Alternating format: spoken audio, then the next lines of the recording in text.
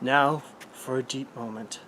We are all serving a life sentence in the dungeon of the self. Sir O'Conley, who I've never heard of before. But I say, now with color. There's color in this dungeon, and this is dungeon color. So it's a top-down dungeon crawler. It really feels like what if Zelda became like a puzzler. I think Minish Cap in that multiplayer Zelda kind of touched this a little bit, but it was more Zelda-y. But this is like straightforward. There's like a few color switches which allow you to progress in each stage and go from room to room before reaching a portal at the end of each level, which warps you to the next level. There's relaxing music. I thought it was very relaxing for a puzzler. I like almost lullaby music, which isn't a diss, just that's what it feels like. I felt like the puzzles were mostly straightforward at the beginning. Apparently I finished like 10 and there's like 50 in the game. I heard various numbers, so but that one seems to be right. The graphics, they really feel like Zelda Link to the Past, like I wouldn't say rejected graphics, but like that's what it looks like. Sort of like, what if Nintendo didn't want these graphics and they gave it to someone else to put in their game? But yeah, it feels like a beginner's puzzle game. I'm not usually a puzzle guy.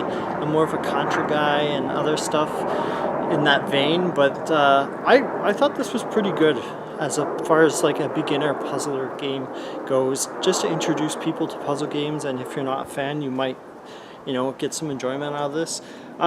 It gets tougher though, and then I've heard it gets spikes in like the last 7 levels. So like all the time that people spent for the first 30 or so levels, they spent the equivalent in the last 7. So if you want a quick game that'll last you maybe 30 minutes to an hour in that region I've heard it takes, try this out. I just feel like the biggest flaw with this game is it should save your progress. Some puzzlers do it. This one doesn't. So when I backed out, I was like, oh, okay, well, I'll have to go through the first 10 to 20 easy puzzles, but no biggie. I feel like with this game, like if you could design your own levels too, maybe that's something they should do in the sequel, and that would add extra gameplay. That'd be great. But the game costs $4.65. I think I got it for $1 or $2, so I'm not really complaining. It's kind of like, what if the Marshmallow Man gets stuck in a dungeon? That's what it felt like. It's not horrible. I didn't get super excited about it. It was good, I guess. I think with more content, this would be better than a 6 out of 10. Again, it's not horrible. The score is not horrible, but it's not like super exciting for me.